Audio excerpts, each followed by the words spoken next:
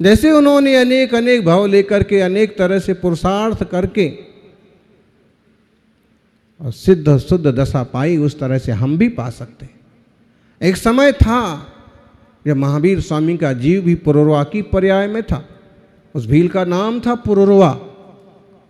ऐसे ही नाम होते हैं भीलों के। अब थोड़ी सुधरने लगी, नहीं तो मंगला, दंगला, पुरुरवा, रम्या, कम्या,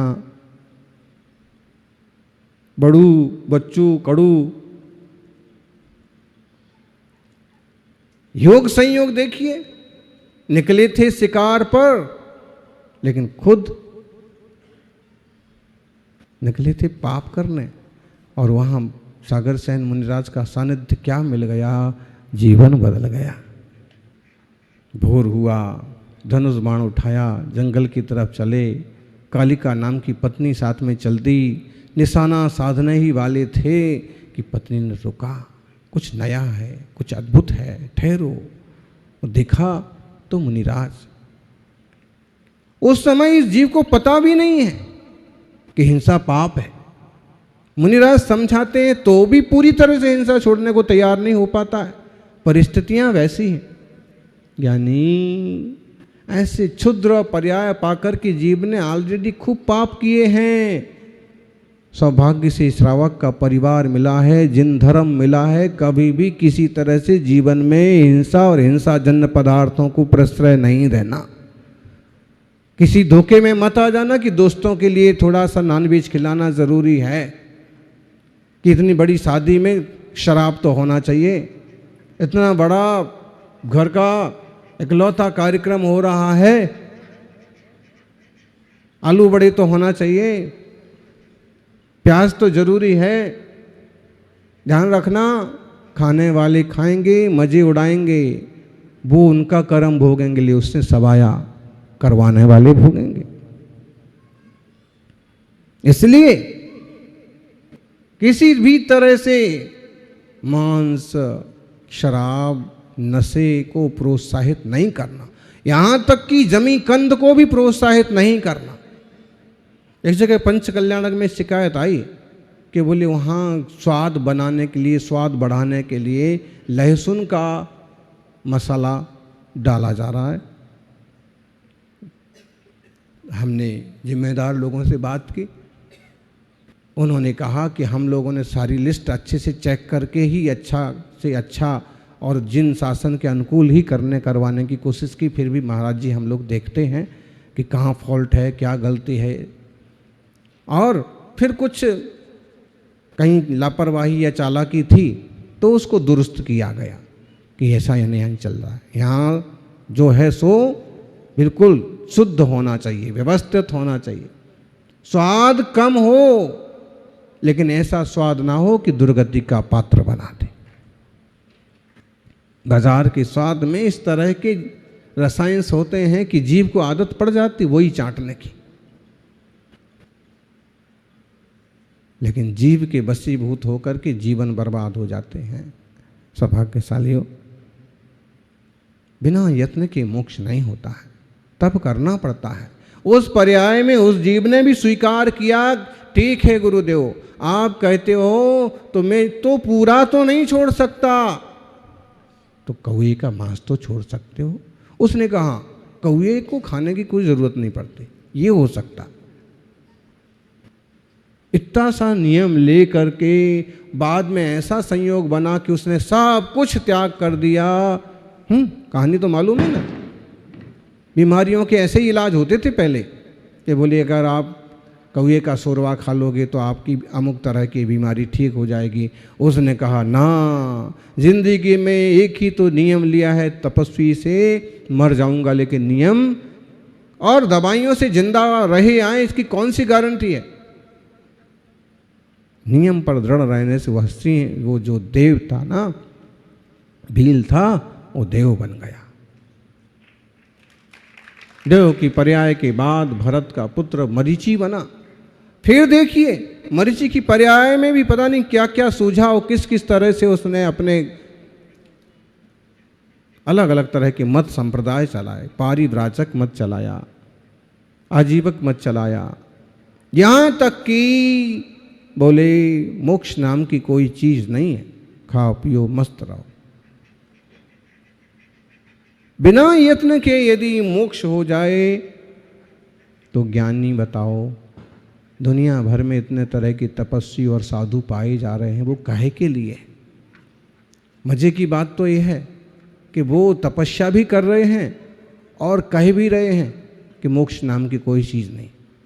ऐसे लोग भी मिल जाएंगे, तपस्या भी कर रहे हैं और कह भी रहे हैं कि आत्मा नाम की कोई चीज़ नहीं। आत्मा नाम की चीज़ नहीं तो ये पुरुषार्थ किसके लिए?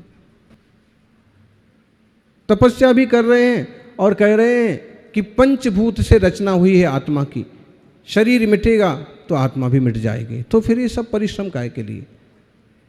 निश्चित रूप से आत्मा है, 6 द्रव्य हैं, 7 तत्व हैं, और वह जानने वाला आत्मा मैं खुद हूं। और यह ज्ञायक स्वभाव पर जब दृढ़ता से जीव स्थिर होता है, आश्रव बंध का निरोध करता है, तो यही जीव ही महावीर स्वामी की तरह विकास करके निर्वाण को प्राप्त होता है। सबको मालूम है, मरीची की पर्याय से सरकने के बाद कितने सारे भाव लिए। छुल्लक जी ने सुनाए थे ना एक सांस में पूरा महावीर पुराण। आचार्य पूज्यपाद स्वामी कहते हैं, शरीर के नाश से आत्मा का नाश नहीं होता है, 2 अलग अलग चीजें हैं। स्वप्ने दृष्टे विनष्टे पी, समाधि तंत्र का 101वां श्लोक है। स्वप्ने दृष्टे विनष्टे पी नाना सोस्ति यथात्मना तथा जागर दृष्टे पी विपर्यासा विशेषतः। सपने में आप देख रहे हैं, कोई मर गया, कोई जी गया, कोई बिछड़ गया। जब आपकी आंख खुली तो देखा ना तो कोई मरा है, सबके सब ठीक है, कोई बिछड़ा नहीं है, सबके सब घर में हैं। देखते ना ऐसे सपने। और कई बार तो ऐसे खतरनाक सपने देखते हैं कि नींद खुल जाती है और हाँफते हुए उठते हैं। अब सच में सपने के बाद लोग हाँफते कि नहीं हाँफते, लेकिन पिक्चर में तो ऐसे ही दिखाया जाता।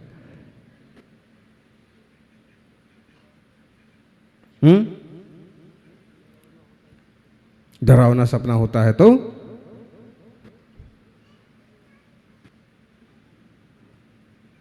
लेकिन वो डरावना सपना डर कब तक पैदा कर रहा था? जब तक सोने हुए थे, सोने का भ्रम था। और जैसे ही जागे, जैसे उठे तो 1-2 मिनट ज़्यादा से ज़्यादा और डर रहेगा, उसके बाद वो धीरे धीरे शांत हो जाएगा कि नहीं, एक्चुअल में ऐसा कुछ हुआ ही नहीं है। फिर अगर आपका कोई सहयोगी है तो वो आके पूछेगा, बेटा है, बेटी है, परिजन है, क्या हुआ क्या हुआ, क्या घबरा के उठ गए। मजेदार बातें होती हैं बनारस में। और जो थिंकिंग होती है ना दिन भर की, कई बार दिमाग में वो बैठ जाती है। बनारस चतुर्मास था, भेलूपुर मंदिर थोड़ा अंदर है, और सड़क पर ही एकदम सड़क से सटा हुआ एक और मंदिर है, उसी के जस्ट पास में, खड़गसेन उदयराज जैन का। वो थोड़ा छोटा है और ज़्यादा लोगों की उस पर नज़र नहीं जाती है। तो चतुर्मास वहीं भेलूपुर में, लेकिन गुरु महाराज ने प्रवास के लिए चुना वो छोटी वाली जगह को, ताकि लोग कम आए, शोर कम हो। लेकिन उस सड़क के इतने पास था, बिल्कुल सड़क से दीवार लगी हुई थी, और उस दीवार से खिड़की के बाहर गाड़ी आ रही हैं। हर दिन में कम से कम 10, 20, 50 मुर्दे, राम नाम सत्य है। और जो दशाश्वमेध घाट है और जो बड़े बड़े जो घाट है ना, उस मणिकर्णिका घाट, वो उसी लाइन में। तो रोज दिन भर राम नाम सत्य है, राम नाम। और वो तो आवाज़ इस टाइप की थी कि जैसे यहाँ पर वो कैटरर्स होते हैं या बैंड वाले होते हैं, कि उनकी टीम होती है, म्यूजिशियन होते हैं, उनका एक अपना ग्रुप होता है। ऐसे ही वो वहाँ पर आरती उठाने वालों के अलग अलग ग्रुप थे। समझ लो किशनगढ़ से कोई लेके गए कि इसको गंगा जी में करना है या बनारस में अंतिम संस्कार, तो वो तो 2-4 आदमी जाएंगे, बाकी कहाँ से आएंगे? तो भाड़े की टीम। तो इतना अभ्यास हो गया था कि अब दूसरी टीम लेके निकली है, अब दूसरी टीम लेके निकली है। उनके बोलने का टोन से मालूम पड़ता था।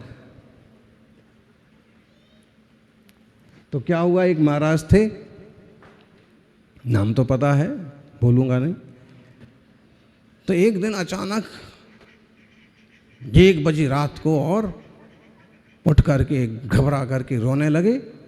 मुनि महाराज, मैंने कहा कि भाई क्या हो रहा है? उस समय हम वसुनंदी श्रावकाचार्य की टीका कर रहे थे। दिन में स्वाध्याय वाचना चलती थी, आए थे पंडित, इसमें 2-4 उसमें थे, तो दिन में वाचना चलती थी, रात में हम उसको जो चिंतन मनन आता था उसको हम लिखते थे। तो 1 बजता था, 1:30 बजते थे कि वो विषय कंप्लीट करना है। तो हम तो बैठे ही हुए थे और उनको रोता हुआ देख करके हमने कहा कि क्या हुआ अचानक से? 2000 सन 2000 की बात है, 1999 की बात है, तो मतलब 20-22 साल के होंगे। और उनको रोता देख करके, आधी रात को कोई रोए तो कैसा लगेगा? वो भी एकदम डरावने। तो लेकिन हम हैं। हम उठे, उनके पास गए तो और जोर से रोने लगे। तो मैंने कहा कि रोते क्यों हो? मौन था, लेकिन हमारी पूरी कोशिश रहती कि एकदम अति आवश्यक हो तो शब्द निकालना। तो हमने तब तो शब्द निकाला नहीं। हमने कहा क्यों रो रहे हो? फिर धीरे धीरे उनका रोना कम हुआ। फिर बोले, बताने की हिम्मत ही नहीं पड़े, कैसे बताऊं। तो मैंने कहा अभी शांति से सो जाओ। उनको सुलाया धीरे धीरे, लेकिन नींद कहाँ आए, तो उनको भी नींद नहीं आ रही थी। हमने कहा कि अब अपने सोने का टाइम था, 1-1:30 बजे सोएंगे, 4 बजे वापस उठना था, तो अब आज नहीं सोते हैं। फिर हम वापस फिर लिखने को बैठ गए। फिर जैसे 5-1 बजे तो फिर उनको थोड़ी और हिम्मत आई। फिर वो बोले कि ऐसा हुआ कि यहाँ से वो अर्थी लेके जा रहे हैं, राम नाम सत्य लेके जा रहे हैं। 1 गई, 2 गई, 3 गई, 4 गई, और फिर एक खाली अर्थी आई, उस पर कोई नहीं था। उन लोगों ने मुझे पकड़ा और बांध करके ले जा रहे हैं, और मैं खूब चिल्ला रहा हूँ, मैं रो रहा हूँ, लेकिन मुझे छोड़ ही नहीं रहे हैं, मुझे बांध करके ले जा रहे हैं। बस ऐसा सपना देख करके बोले मेरी नींद। तो दिन भर वही सुनते थे, क्या करेंगे? तो जब कई बार दिन भर जो सोचते रहते, रात में वो आ जाते हैं, इसलिए सारे सपने सच्चे नहीं होते हैं। फिजूल के सपनों के चक्कर में मत पड़ो। बोले आचार्य श्री पूज्यपात करे, स्वप्ने दृष्टे विनष्टे पी ना सोचती यथात्मना। स्वप्ने जो कुछ भी देखा सुना, खुद भी मर गए, अंतिम संस्कार भी हो गया, लोगों ने तेरे ही खा ली। क्या बोलते उसको? तेरे भी को खाना तो नहीं चाहिए, फिर भी समझ लो वो भी हो गया। और आप जब आँख खुली तो आप तो ऐसे के ऐसे बैठे। तो बोली जैसे सपने में कोई चीज़ मर जाए, बिछड़ जाए, टूट जाए, तब भी जागने पर स्पष्ट होता है कि नहीं, ऐसा नहीं है। ऐसे ही सचमुच में भी यदि मरण हो जाए तो भी आत्मा का मरण कभी होता नहीं है। आत्मा तो शाश्वत ही रहता है। इस शाश्वत स्वभाव को जानो। राजा जनक का बड़ा सुंदर दृष्टांत है।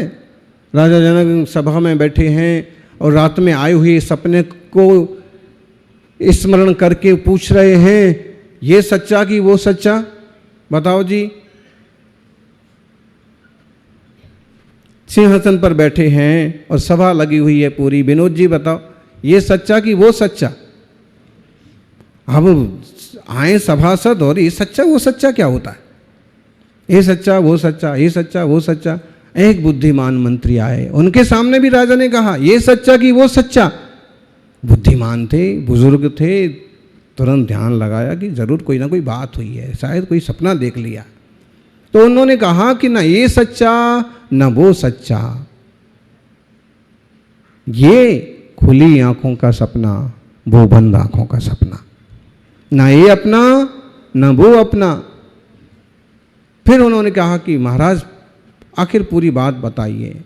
राजा ने कहा कि रात में सपना देखा कि किसी ने राज्य पर आक्रमण कर दिया है और पूरा राज्य तहस नहस हो गया। हम प्राण बचा करके भागे हैं और भागते भागते किसी और राज्य में पहुंच गए हैं। 3 दिन से कुछ खाया नहीं है। वहाँ भोजनशाला है, किसी ने खोल रखी है, धर्मात्मा ने, खाने वालों की लाइन लगी हुई है। मैं भी बीच में लग गया।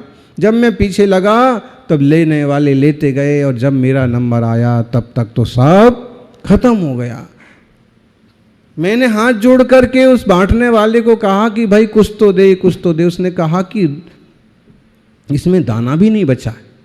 भाई कुछ तो कर, खुरचन निकाल दे। उसने कहा इसमें काला कलूटा नीचे बैठा हुआ भात का खुरचन है, वो तो पशु भी नहीं खाते हैं। उसने कहा जो भी है तू मुझे दे दे। और खुरचन निकला, आधे जले दाने वैसे दाने, और उसको पत्तल पर रखा और छाया में बैठ के खाएंगे। पहले था तो नहीं बफर सिस्टम के हाथ में लेके और जहाँ मिला तो खा के घूम घूम के खाओ, तो छाया में बैठ के खाएं। जब तक वो छाया में जा रहे थे तो कौआ आया और उसने उन दानों पर मुंह मारा, सारी पत्तल धूप में, और आँख खुल गई, नींद खुल गई झटके से। तो बताओ मंत्री जी, ये अपना कि वो अपना, ये सच्चा कि वो सच्चा? मंत्री ने कहा महाराज ये जागने का सपना है, 8 दिन बाद वो सोने का सपना है। जैसे आंख खुलते ही वो सपना टूट गया, उसका डर खत्म हो गया, ऐसे ही आंख बंद होते भी ये सपना भी खत्म हो जाएगा। सौभाग्यशाली हो। आचार्य देव समझाते हैं कि आत्मा तो आत्मा है, आत्मदृष्टि संपन्न बने।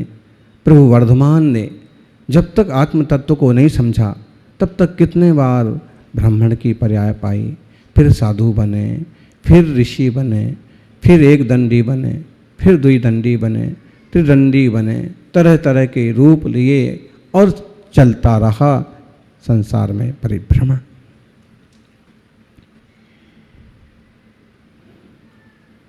फिर विशाख भूति की पर्याय में आए, विशाख नंद की पर्याय में आए हैं, विश्वनंदी बने, और उनका एक जो चचेरा भाई था वो विशाख नंदी बना। और इस तरह से उसके बाद भाई भाई में भी कैसे कलह हो जाता है और कैसे रंजिश बांध ली जाती है, इसको मजा चखाएंगे। अगले भाव में उतरे पृष्ठ नारायण बने, चचेरा भाई वो था वो सुग्रीव बना।